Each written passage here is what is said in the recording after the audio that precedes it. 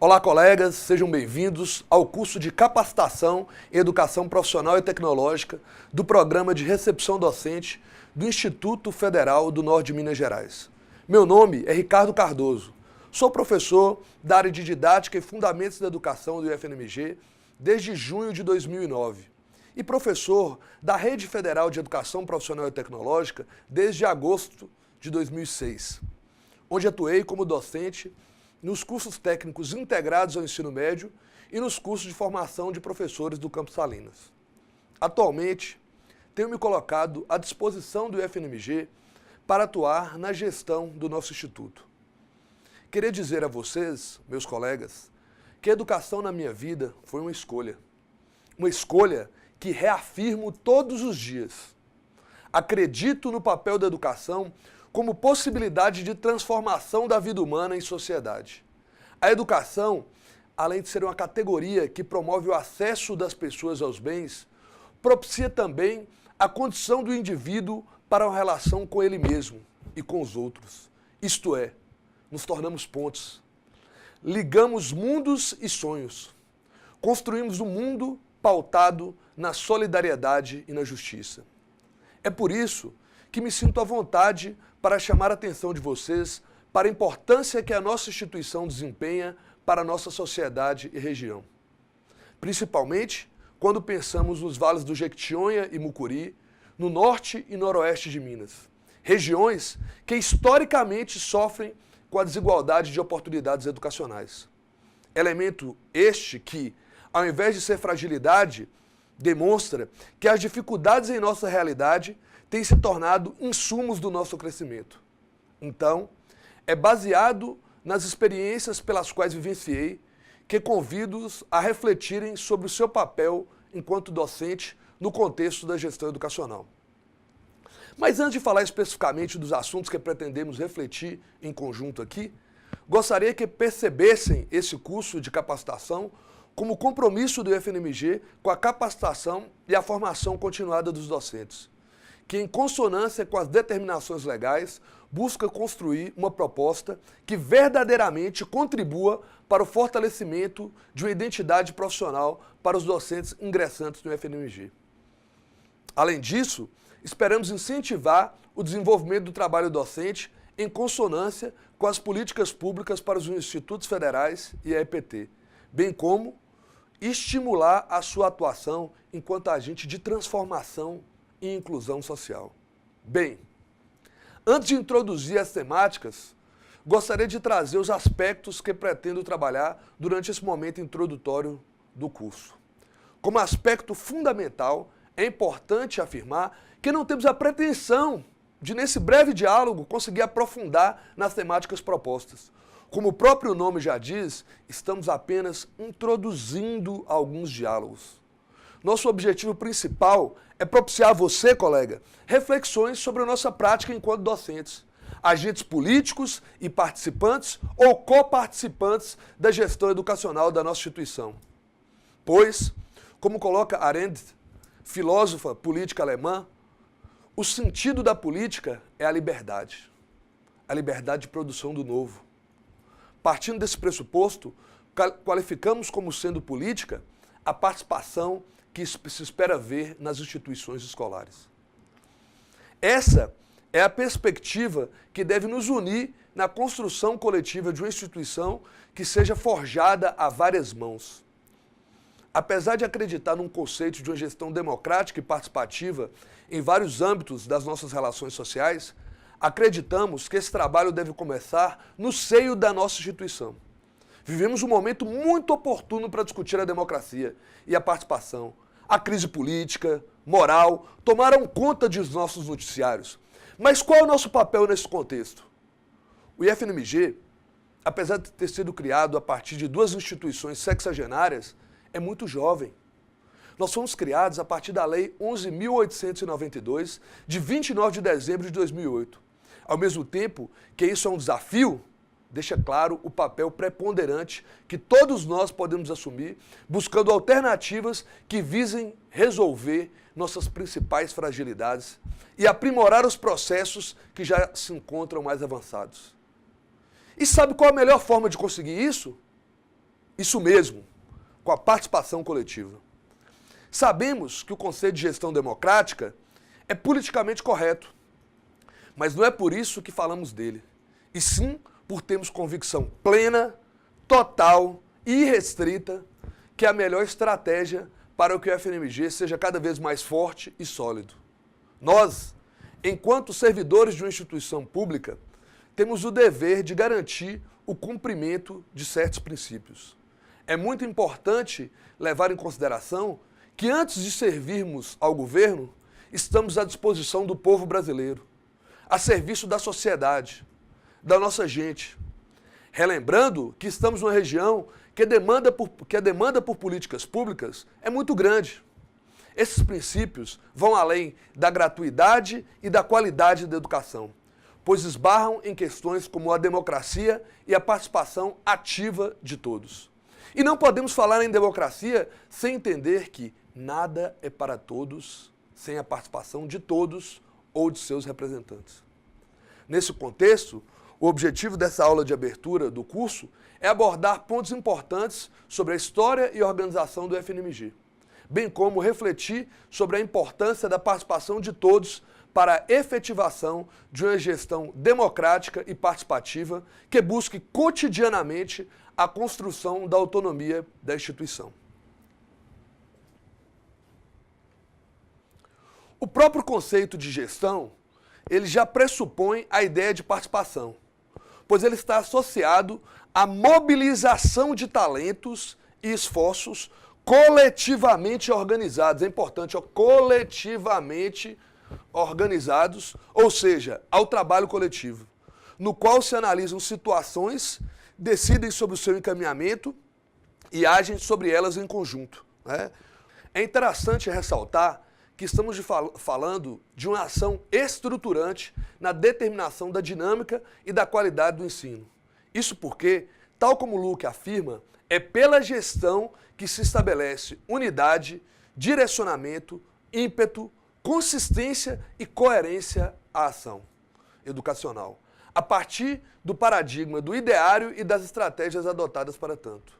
O principal objetivo da gestão participativa na educação, em especial na educação profissional e tecnológica, deve afinar-se com o desenvolvimento de seres humanos autônomos, profissionalmente qualificados e com a capacidade intelectual e emocional de exercerem em plenitude a cidadania no mundo contemporâneo. Vejamos que, além de nos prepararmos melhor para os desafios da gestão, o modelo participativo contribui para a formação dos nossos estudantes e fazer parte de uma instituição democrática tem uma relevante dimensão formativa. Você concorda?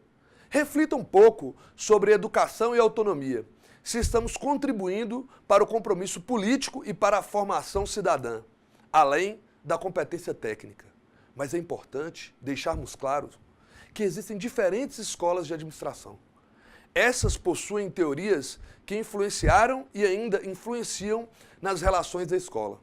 Estamos falando de teorias que muitos de vocês já conhecem.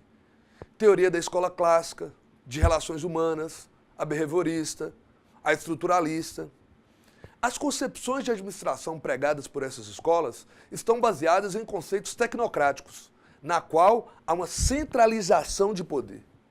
Há uma relação verticalizada e hierárquica entre administrador e subordinados.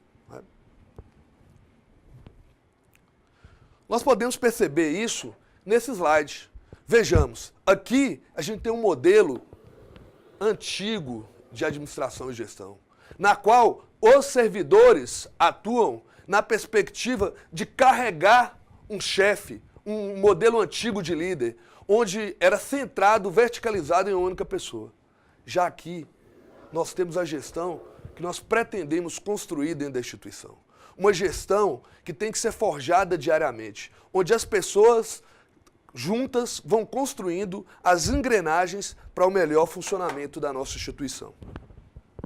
Afinal de contas, a fábrica de parafusos lida com parafusos. A escola não. Ela forma seres humanos. Na escola, o que queremos é produzir um ser humano histórico, agentes de transformação. Pontuando, escola não é empresa. Educadores não são gerentes e conhecimento não é um produto material. Nessa perspectiva, que Rubem Alves, um grande educador, nos leva a refletir sobre o papel da escola na formação dos seres humanos. Observa ele: a escola que são gaiolas e a escola que são asas. Escolas que são gaiolas existem para que os pássaros desaprendam a arte do voo. Pássaros engaiolados são pássaros sob controle. Engaiolados, o seu dono pode levá-los para onde quiser. Pássaros engaiolados sempre têm um dono.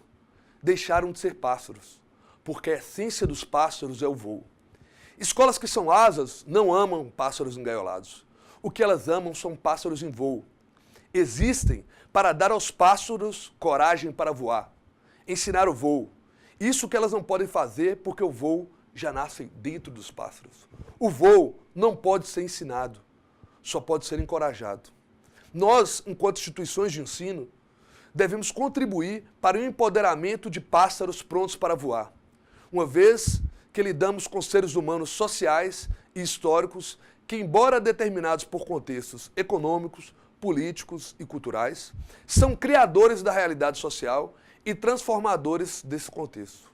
Logo, a gestão escolar deve estar pautada na democratização de suas funções e atribuições, visto a necessidade do cenário social, econômico e político em que nos encontramos.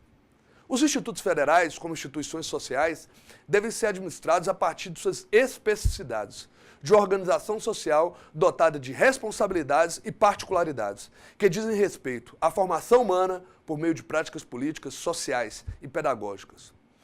Como vamos mais à frente, no interior dos institutos, em cumprimento com o que preconiza a legislação, já temos várias instâncias de participação e democratização. Mais adiante do que determina a Lei 11.892 de 2008, que diz que o FNMG é detentor de autonomia administrativa, patrimonial, financeira, didático-pedagógica e disciplinar, é muito importante a ação coletiva para que apontemos quais são as melhores formas de tornar essa instituição ainda mais democrática, o que necessariamente demanda o comprometimento para essa construção coletiva. Para darmos continuidade nas nossas reflexões, pergunto a vocês: qual a diferença entre gestão e administração escolar? Mesmo que eu saiba que esses são autores que não são leituras cotidianas da maioria dos colegas, é importante compreendermos o que cada um defende na perspectiva de alargar nossa compreensão. Vamos lá? Os termos gestão e administração escolar são utilizados na literatura educacional, ora como sinônimos, como é o caso do autor e pesquisador Vitor Paro, ora como termos distintos. Então, segundo Paro, a administração e gestão têm o mesmo significado porque ambos têm o papel de mediar as relações entre as pessoas no contexto do trabalho escolar. A administração ou gestão é mediação para realizar determinados fins. Não mais podemos pensar que o administrador é um mero controlador do trabalho alheio, principalmente no contexto educacional. As pessoas têm competência para se auto-administrar. Em outros autores, gestão aparece como a nova alternativa para o processo político-administrativo da educação, como é o caso dos pesquisadores Luque e Libânio, que defendem o conceito de gestão escolar como o mais apropriado para as demandas do processo educativo e entendem que o conceito de gestão supera o de administração. Segundo Silva Júnior, o administrador escolar deve se colocar a serviço da educação, assumindo uma postura dirigente e não dominante. Trata-se de alguém que dirige o esforço coletivo dos professores, orientando para o fim comum, ou seja, o domínio do saber escolar pelos seus alunos.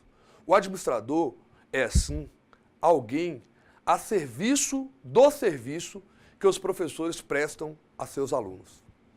De acordo com Dourado, pensando numa concepção que atenda às particularidades da escola, a gestão ou administração escolar deve estar voltada para a transformação social, contrapondo-se à centralização do poder.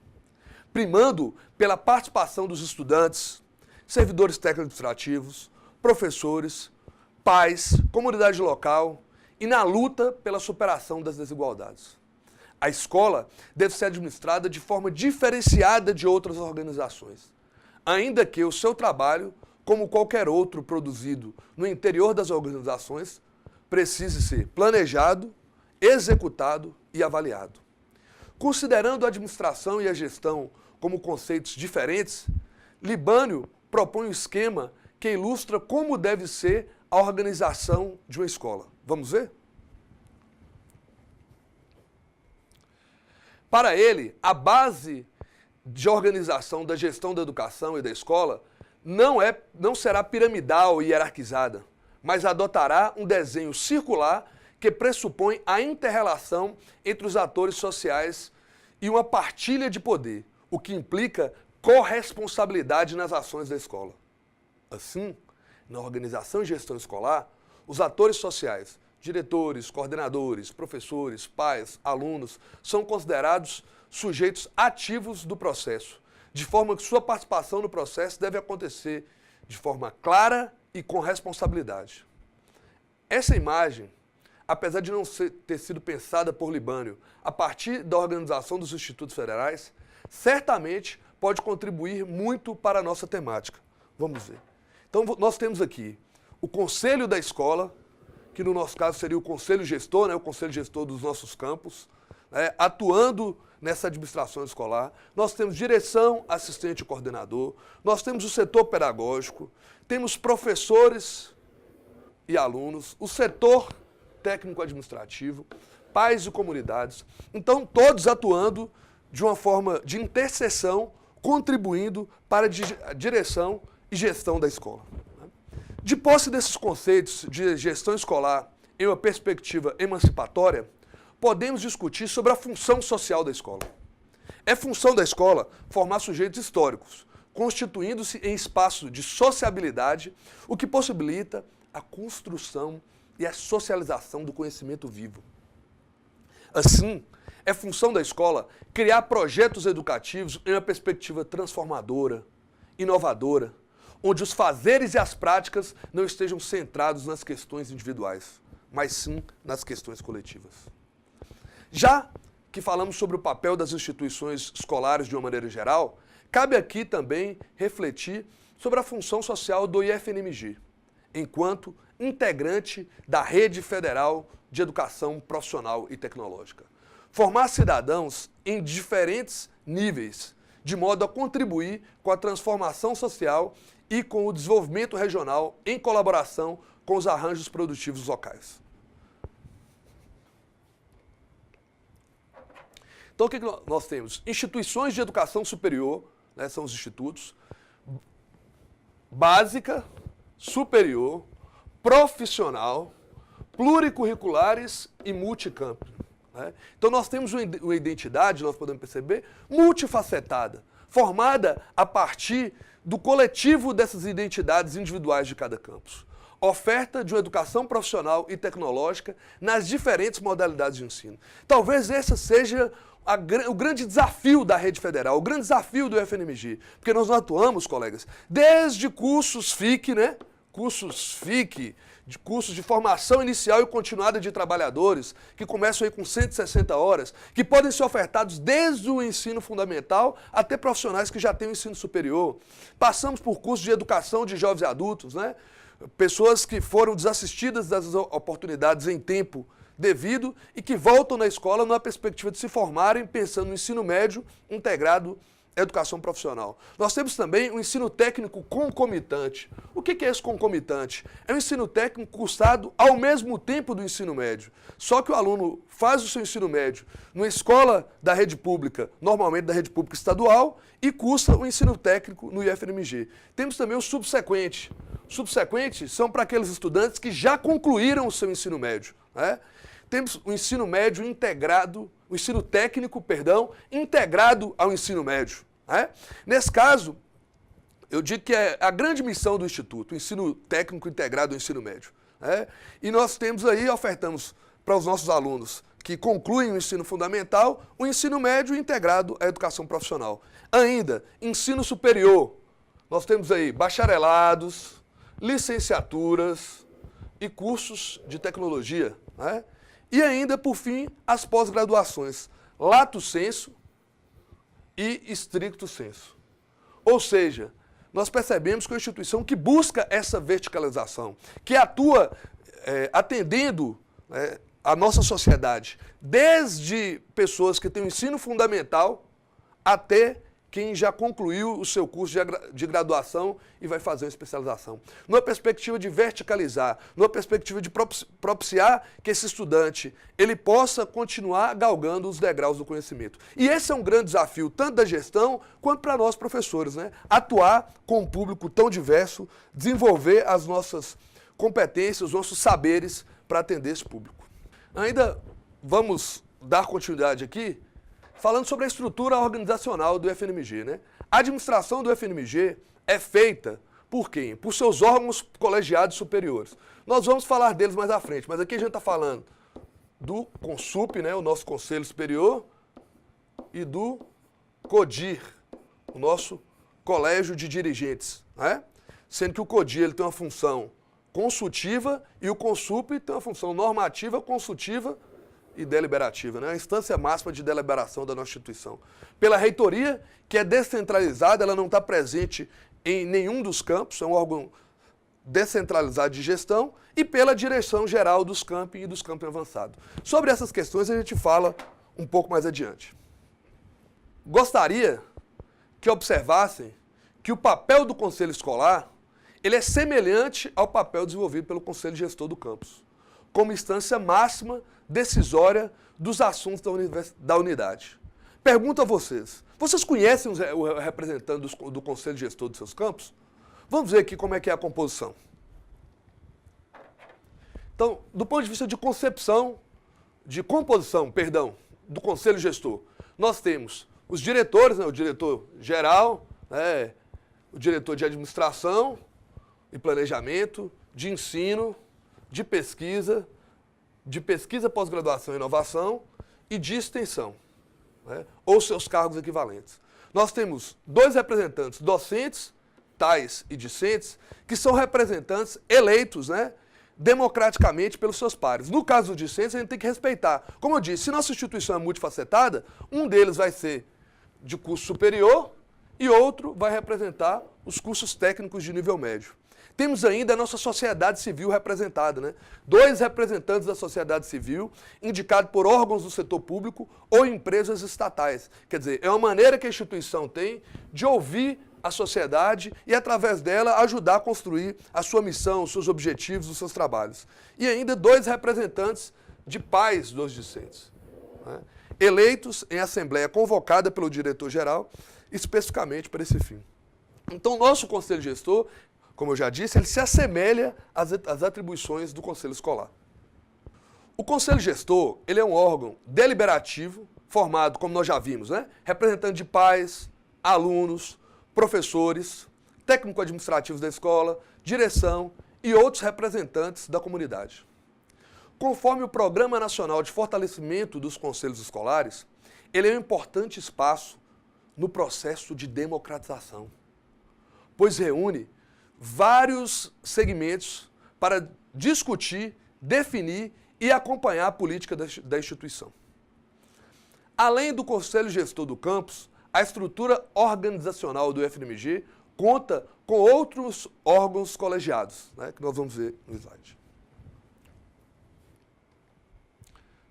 Então, a administração dos IFES terão como órgãos superiores o Colégio de Dirigentes, vocês lembram, nós já apontamos lá mais atrás, e o Conselho Superior, né?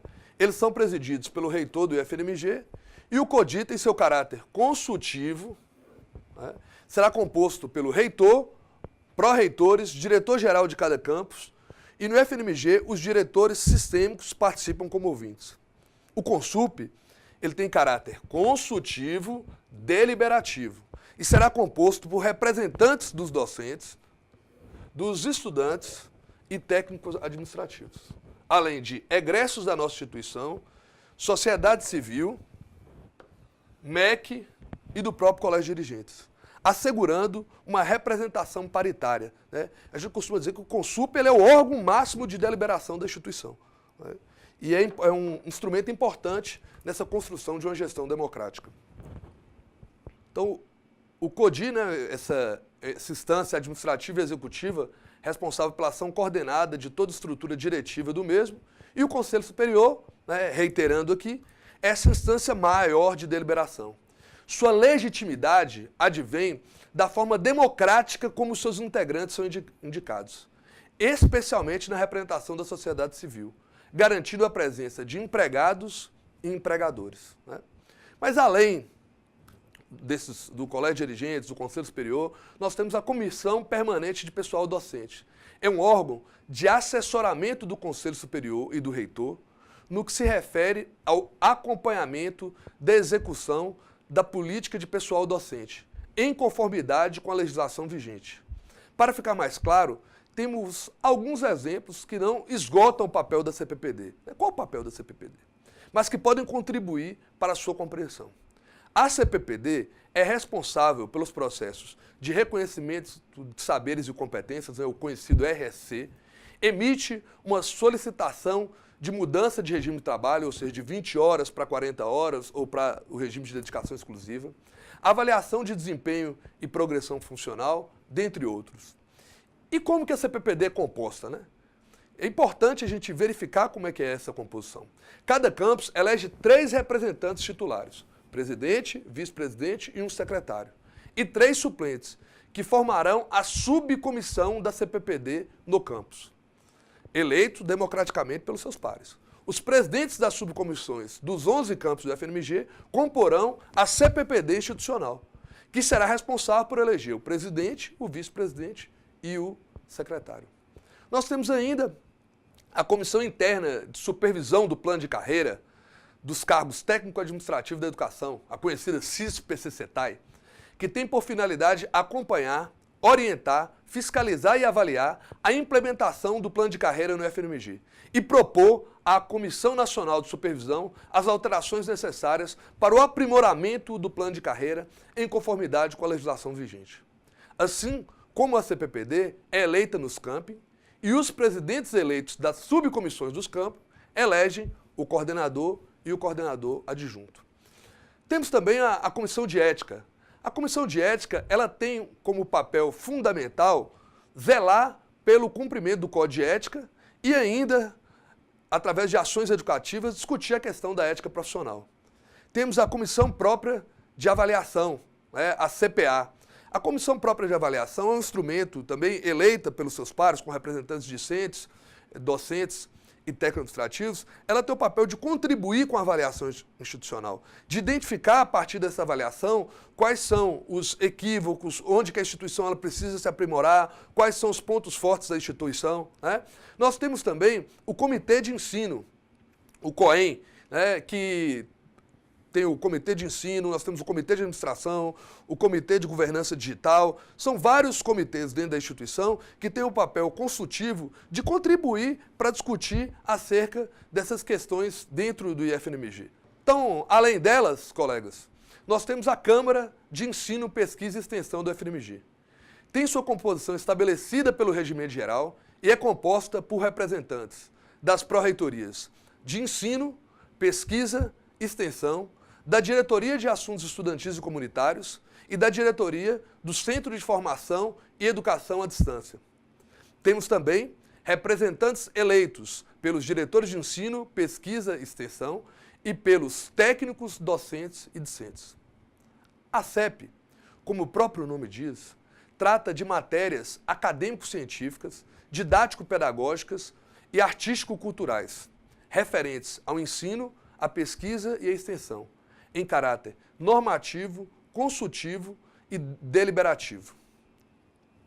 Diante de todas essas possibilidades, podemos constatar que existem várias formas de participação em âmbito institucional na gestão educacional do FNMG. Esses canais são importantes para a construção de uma gestão democrática. E você, enquanto docente, tem papel fundamental no fortalecimento deles. UFA, Como podemos ver, são muitos órgãos colegiados e comissões que têm papel fundamental na democratização das decisões. Segundo Morin, a essência da democracia é se nutrir de opiniões diversas e antagônicas.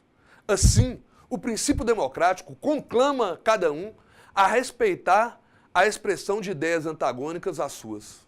Desse modo, a concepção de democracia assume uma dimensão na qual a diversidade, o conflito e a diferença determinam um novo sentido.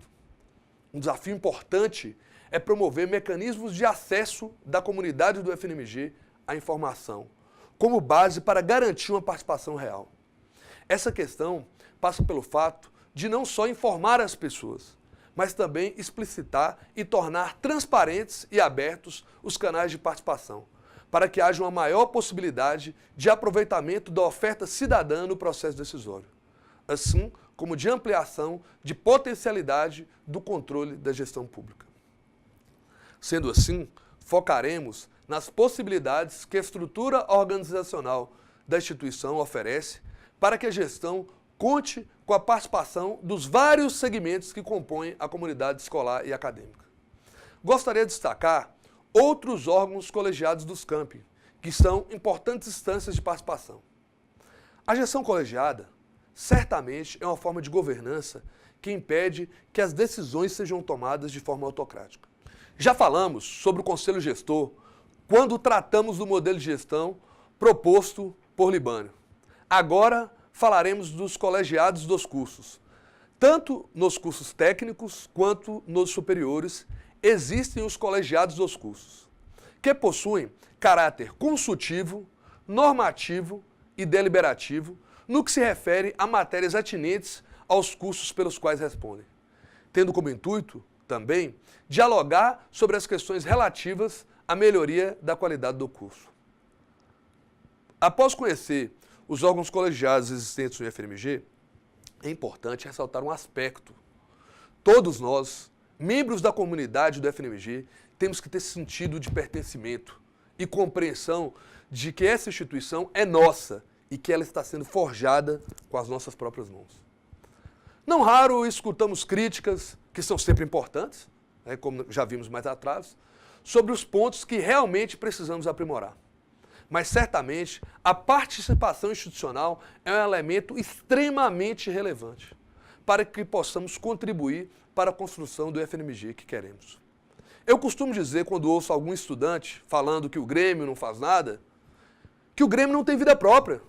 Ele é fruto da participação de cada estudante, assim como o sindicato, assim como a CPPD, assim como o IFNMG. Precisa de todos nós para contribuir com o fortalecimento das instâncias de participação, ou até mesmo para pensarmos juntos em outras metodologias de diálogo e construção. Vamos voltar a falar mais sobre os grêmios mais adiante, né? Agora, prosseguindo. Gostaria agora de apresentar mais dois canais de participação que estão instituídos no FNMG. A ouvidoria, exercido por um ouvidor nomeado pelo reitor, como um serviço disponibilizado pelo FNMG, com a finalidade de dar os devidos encaminhamentos no âmbito institucional a denúncias, a reclamações, a informações, a elogios, a solicitações e sugestões referentes aos serviços prestados pela instituição. Mas como faço para acessar esse serviço? Vamos ver?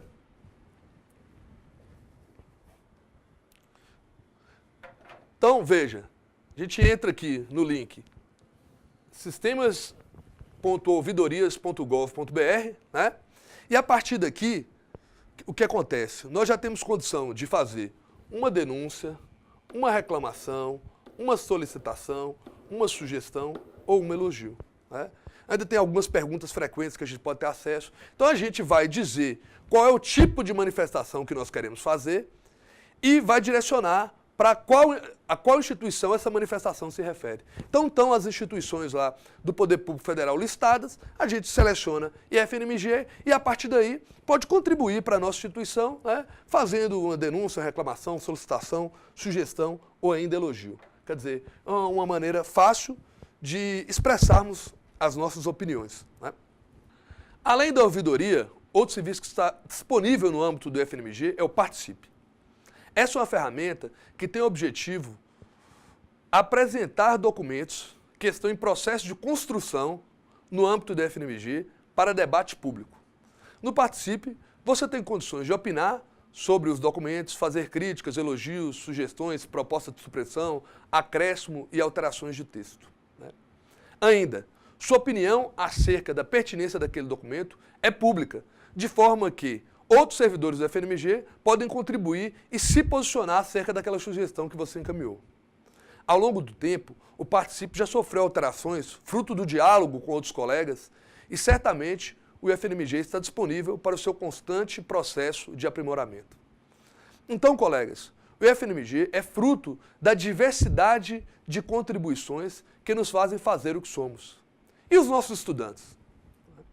Ressignificando Souza, podemos afirmar que a participação do corpo docente nos estabelecimentos de ensino não se restringe apenas a assistir aulas, a desenvolver pesquisas, a atividades de extensão, a competir nas quadras esportivas, a promover assembleias e greves ou integrar grupos políticos com atuação no campus universitário. Ademais disso tudo, os alunos têm efetiva participação em todos os órgãos colegiados da instituição, sem prejuízo de manterem seus próprios órgãos de representação, já mencionados. Então já podemos falar dos grêmios estudantis, também dos diretórios acadêmicos. Fortalecer a participação estudantil por meio da criação de grêmios e diretórios acadêmicos é outro mecanismo que oportuniza a participação dos envolvidos no processo educacional, na gestão de uma escola. Essas instâncias são meio de participação dos alunos na vida escolar e favorecem a formação para a cidadania, na medida que se torna um espaço de discussão, criação e tomada de decisão acerca do processo escolar, além de fortalecer as noções sobre direitos, deveres e convivência comunitária. A participação dos alunos e do movimento estudantil também é afirmada pela legislação brasileira.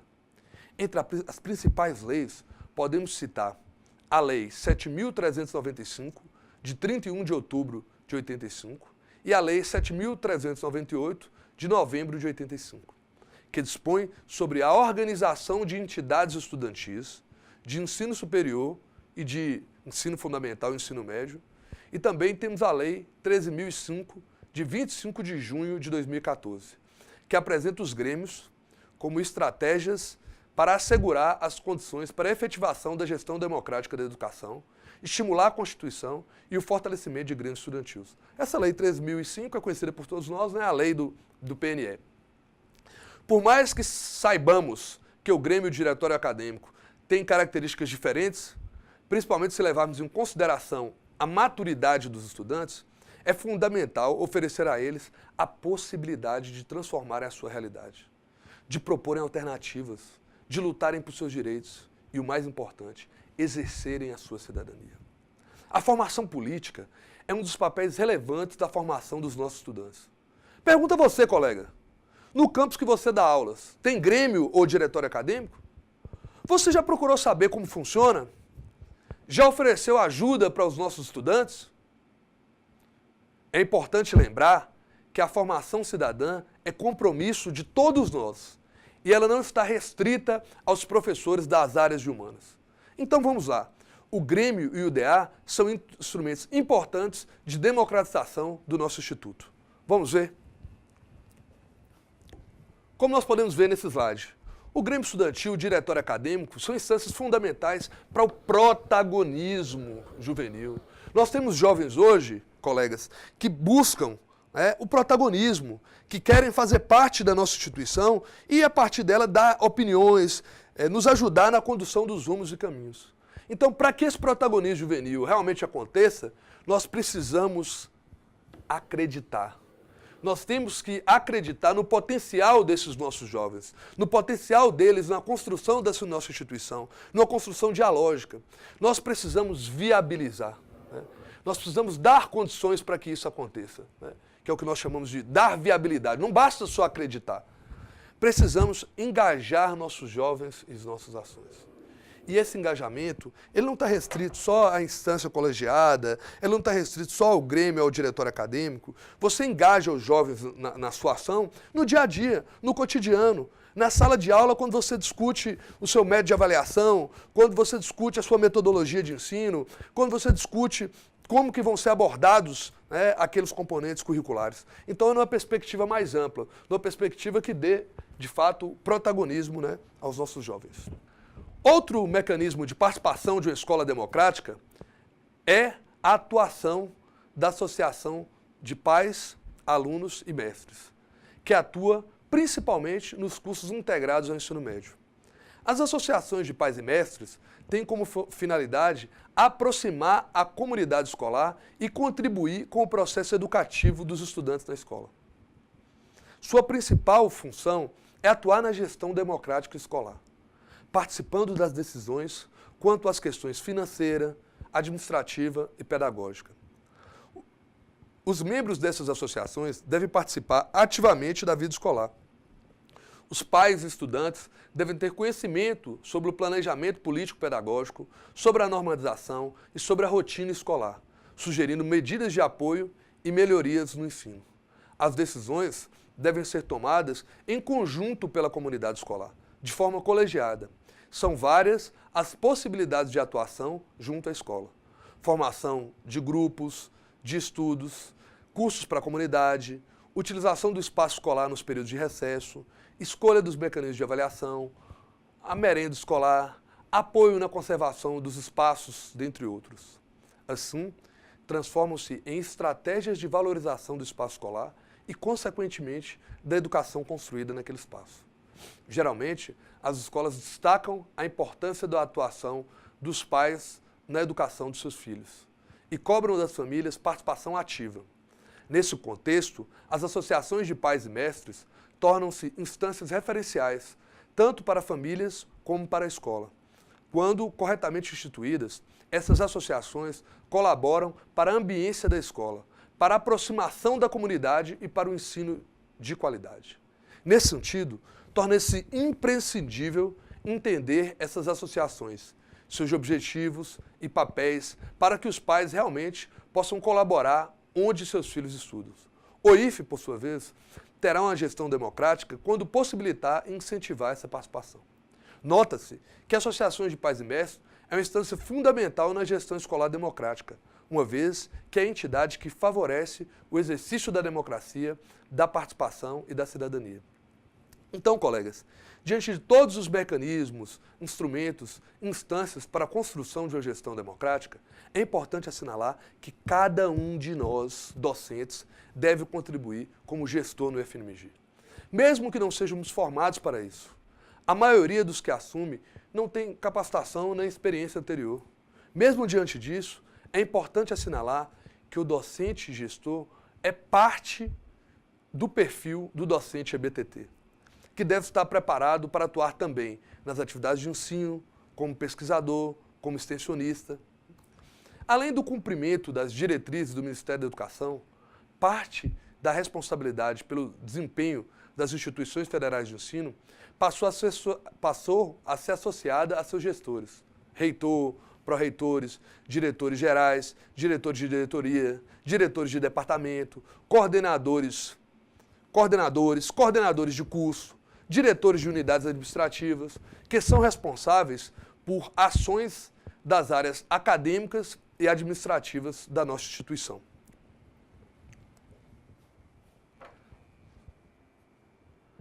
É possível delinear diversos papéis para os dirigentes, quais sejam o acadêmico, o administrativo, o de liderança e o gerencial. Esse último exige do dirigente atuar como político, agente de mudança, comunicador, gerenciador de conflitos e de diversidade, gerente financeiro e acadêmico, construtor de relações com a sociedade, planejador e líder de equipe. Dos professores que assumem cargos de direção ou de gerência, espera-se que, além de suas habilidades de docentes e pesquisadores, competências gerenciais que lhe permitam alinhar o conhecimento técnico ao administrativo, além de habilidades de negociação e análise do contexto econômico, político e social. Dos professores é esperado não só a contribuição para a ciência, para a sua área de estudo, para a comunidade ou para a sua disciplina. Deles também se esperam contribuições para o desempenho global da sua instituição, o que inclui alcance de índices, metas e posicionamentos em rankings de avaliação das mais diversas naturezas. Essas atividades e contribuições demandadas pelo professor tomam maior proporção quando esses indivíduos assumem funções de dirigente. No entanto, as habilidades necessárias para a gestão guardam certa semelhança àquelas relacionadas à docência, pois essa também utiliza e pressupõe planejar, executar e avaliar como atividades do professor. São atividades do professor e atividades também do gestor. Além da gestão de classe, que demanda a capacidade de implantar regras sociais e normativas e fazê-las serem respeitadas, trata-se de um trabalho complexo, que envolve várias interações com os alunos, o que pode servir de inspiração e auxílio aos professores que assumem cargos de gestão em instituições de ensino. Dessa forma, nesse modelo estão previstos 7 conjuntos de saberes específicos do professor, que vocês refletirão de forma mais específica nos módulos desse curso, mas que podem ser resumidos da seguinte forma. Docência. Trata-se do domínio da cena na sala de aula, presencial e virtual. Tradução dos conteúdos para a linguagem e cotidiano dos alunos. Pesquisa. Refere-se ao domínio de abordagens, métodos e técnicas de pesquisa, respeito ao objeto de pesquisa. Extensão. Promoção da aproximação da instituição de ensino em relação à sociedade, ou parte dela focalizada nas ações extensionistas, na mobilização de sujeitos. De gestão, refere-se à mobilização de subordinados e pares rumos aos objetivos grupais e organizacionais. Domínio de processos administrativos e burocráticos em níveis meso e macro-organizacional. Avaliativos, referente aos domínios de critério e processos em nível micro, meso e macro, organizacional, capacidades analíticas frente a informações, domínio de mecanismos de feedback. Interpessoais, diz respeito ao trânsito nas relações em nível individual e grupal, capacidade de desenvolver e manter empatia. E tecnológicos, que trata-se dos domínios das tecnologias disponíveis na organização da informação e comunicação, que são as nossas TICs tão importantes. E colegas, caminhando para a conclusão do nosso diálogo, é importante que fique evidente que a docência EBTT nos institutos federais se constitui como um campo rico e aberto a experimentações de múltiplas experiências, profissionais e sociais, que abarcam as dimensões do ensino, da pesquisa, da extensão e da gestão. Afinal de contas, a escola necessária é uma escola democrática e que prepara os indivíduos para a democracia. Finalizamos com a frase do grande educador baiano Anísio Teixeira: há no ensino, na função de ensinar, em germe, sempre uma ação administrativa.